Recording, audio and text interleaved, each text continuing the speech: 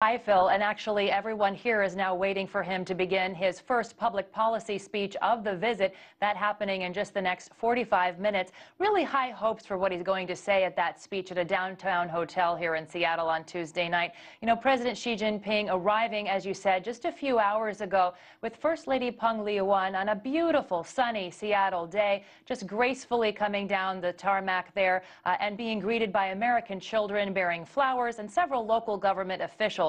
Before his speech, he will be introduced by the U.S. Secretary of State, U.S. Secretary of Commerce, Penny Pritzker, and the event will be attended by more than 600 U.S. and Chinese business leaders, a lot of whom were on that tarmac earlier today. Now, what are they looking for, these business leaders? Well, they're looking for reassurances on the Chinese economy, especially its direction on reform.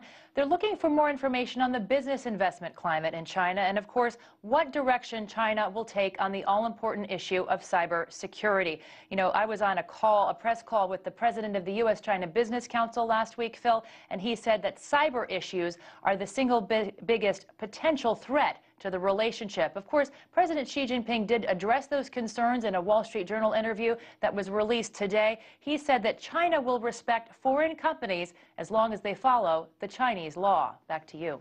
There was a lot of happy faces I saw on his arrival video there. Maybe some of that has to do with some of the deals that were signed earlier. You got more on that? I definitely do. And, you know, there were more than at least five agreements signed this afternoon that we're aware of from the Washington State Department of Commerce, all involving Washington entities and Chinese entities. Let's take you to the signing ceremony of probably the most prominent one, and that is an agreement between Terra Power Corp, which is a Seattle-based startup nuclear power cooperative.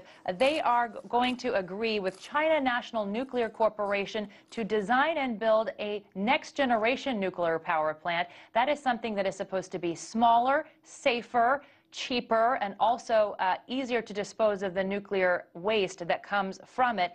And other agreements include clean energy research cooperation between the University of Washington and Tsinghua University, as well as a technology incubator between Shenzhen and Seattle. So, Phil, a lot of climate focus going into the speech this evening. That's certainly something that is likely to be on the agenda for President Xi throughout his visit. All right, Jess, good to see you as always, and enjoy the nice weather with President Xi there.